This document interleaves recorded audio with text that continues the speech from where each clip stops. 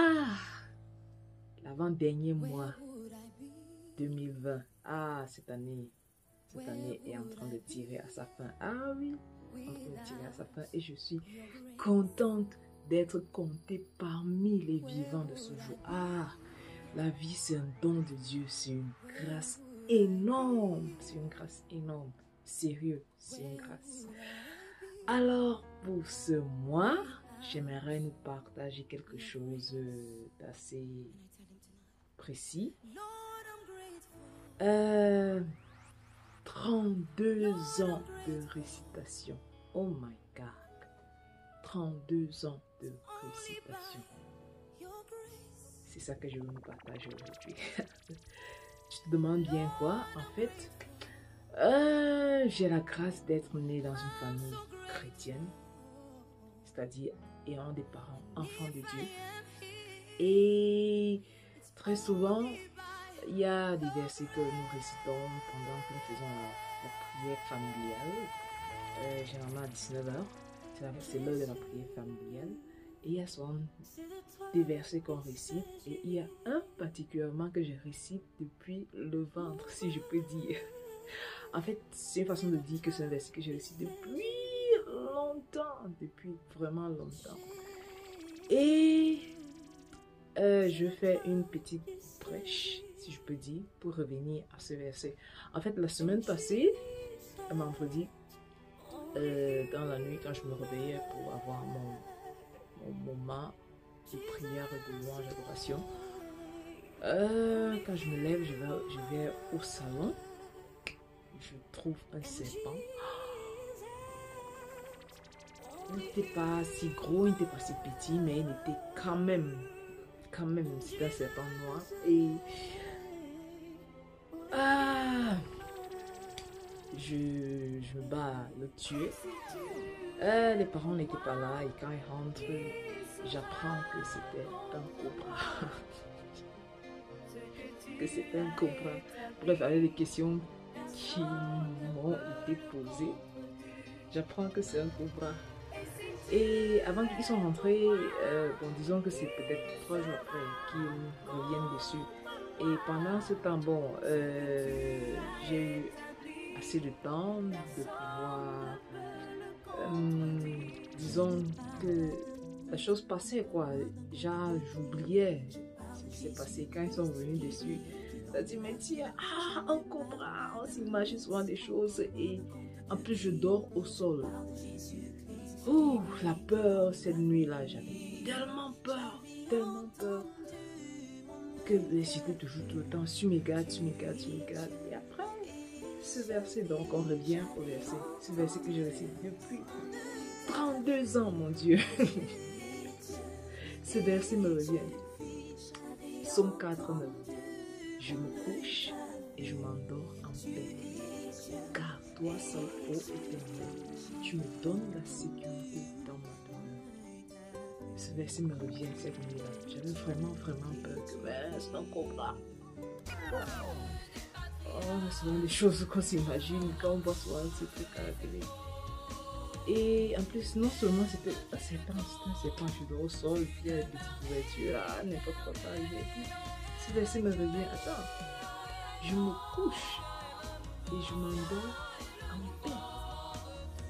en paix. Car toi seul, ô Éternel, tu me donnes la sécurité dans ma demeure. Ça fait comme une lumière, dans mon entendement, dans mon cerveau. En fait, c'est une révélation. Pendant 32 ans, j'ai récité ce verset. Récité 32 ans. Oh my God. C'est... Excusez-moi aujourd'hui, ça sera un peu long que d'habitude parce que c'est vraiment important pour moi, je pense. Et je crois que ça va aider beaucoup de personnes. Je crois.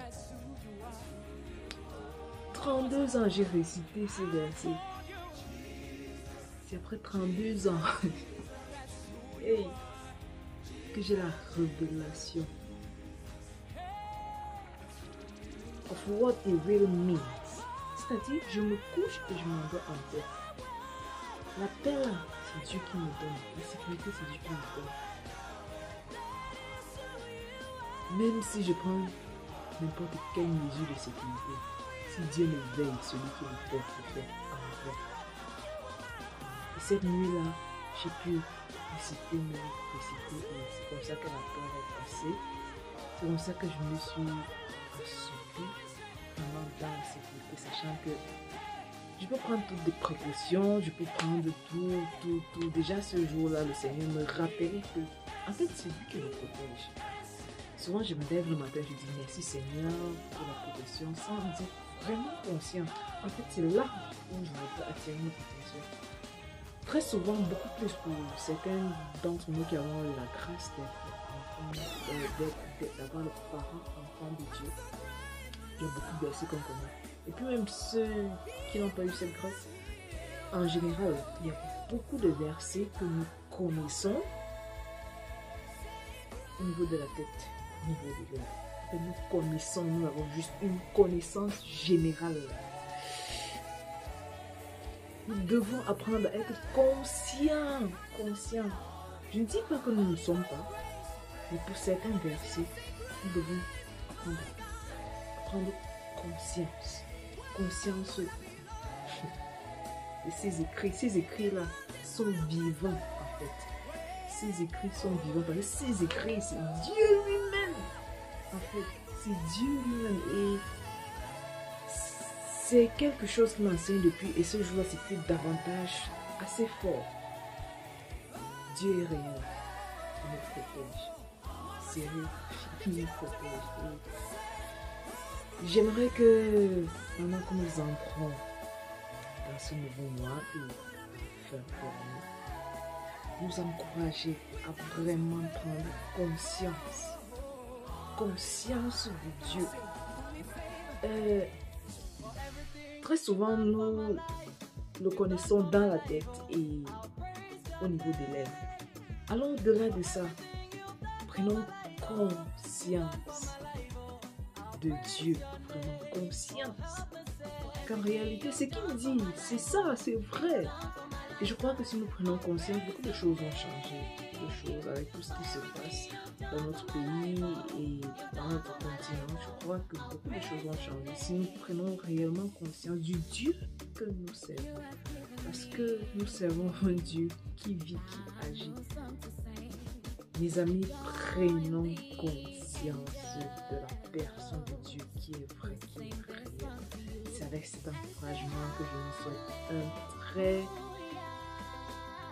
disons, conscient mois de novembre et à la suite de la fin de l'année. Alors j'espère que ce petit partage un peu long vous a édifié, vous a béni. Soyons bénis et restons connectés. Shalom.